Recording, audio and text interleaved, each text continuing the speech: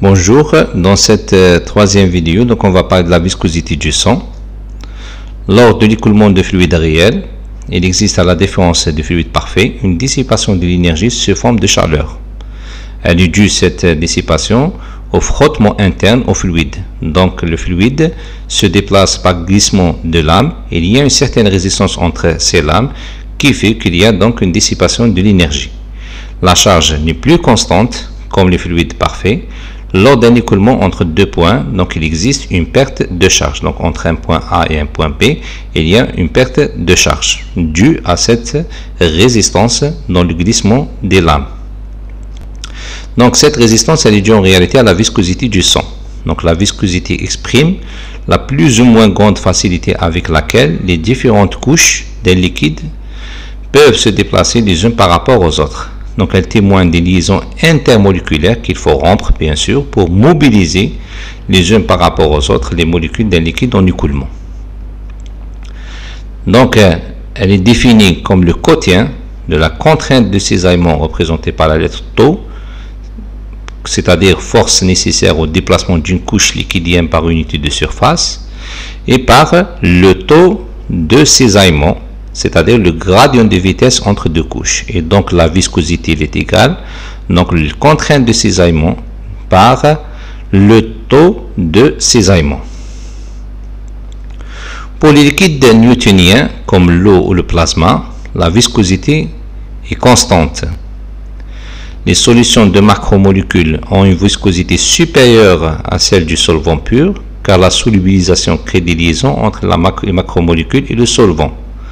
Et de ce fait, donc, on va constater que dans les solutions macromolécules, donc la dissipation de chaleur, les liaisons qu'il faut rompre entre les lames du liquide sont plus importantes par rapport au solvant pur.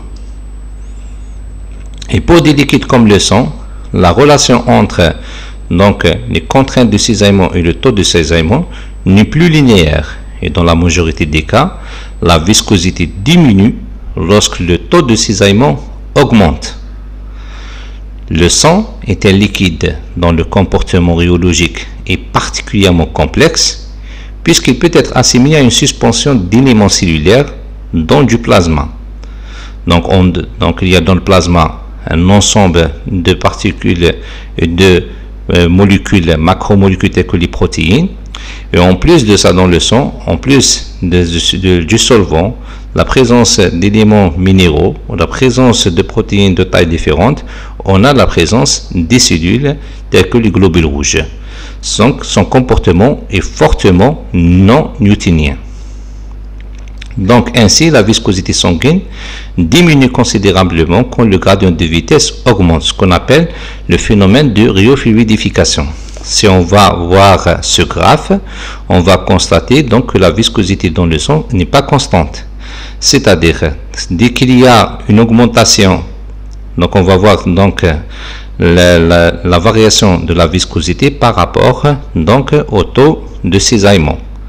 S'il y a donc une augmentation du taux de cisaillement, c'est-à-dire les gradients de vitesse, et on voit ça dans les gros vaisseaux, on voit bien que la viscosité, elle est basse par rapport au petit vaisseau où il y a donc les gradients de vitesse sont diminués de façon très importante.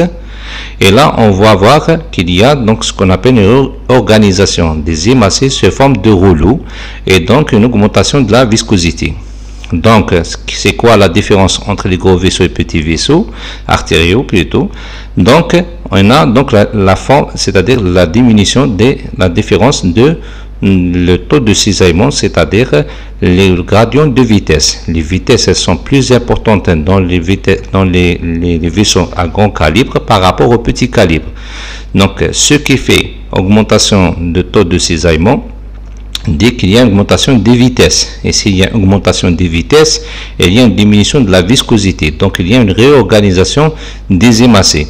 Dans les gros vaisseaux, il y a les hémacées sont libres parce que la viscosité, elle est basse, parce que les vitesses, elles sont élevées. Par contre, dans les petits vaisseaux, il y a le calibre, donc il est réduit. Là, on voit que le taux de cisaillement, les vitesses, elles sont diminuées et donc on a organisation des hémacées sous forme de rouleau avec augmentation de la viscosité. Donc la viscosité du sang dépend de deux paramètres principaux qui sont premièrement la composition du plasma, en particulier des concentrations de certaines macromolécules plasmatiques telles que l'albumine et les fibrinogènes qui sont parfois élevés dans les cas d'inflammation générale. Dépend ainsi principalement de l'hématocrite, c'est-à-dire la concentration du sang en globules rouges. Plus l'hématocrite est élevé, plus le sang est visqueux. De plus, le caractère non newtonien du sang s'accentue avec l'augmentation de l'hématocrite. Donc, dans ce graphe, donc on voit bien l'écoulement d'un liquide dans un conduit et se fait par glissement de lame. Et on voit bien que la lame centrale a la plus de vitesse par rapport à la lame périphérique. Donc, on a le plus de vitesse au niveau du centre par rapport à la périphérie. Et donc, on va voir donc un aspect, un profil de vitesse en forme parabolique, mais dans le sang, on a une forme parabolique avec un aplatissement antérieur. Et là, on voit bien qu'il y a un fort cisaillement donc à proximité de la paroi. Par contre, le cisaillement est plus faible pour les lames centrales. Et donc, on a une organisation différente des hémacées. Donc, les hémacées cisaillées sont alignés à la paroi. Par contre, les hémacées sont moins déformés et légèrement agrégés donc au centre, parce qu'il y a donc la différence de vitesse entre le centre et la périphérie. Juste une remarque concernant X, c'est-à-dire donc les vitesses, plutôt la viscosité, donc elle est égale dV sur dx, c'est-à-dire la variation de vitesse par rapport à la variation donc de l'épaisseur. L'épaisseur, c'est le chiffre, c'est-à-dire c'est la distance entre le centre et la périphérie. Donc delta P est la différence de pression entre les deux extrémités du cylindre, et delta P sur L est appelé ce qu'on appelle perte de charge par unité de longueur.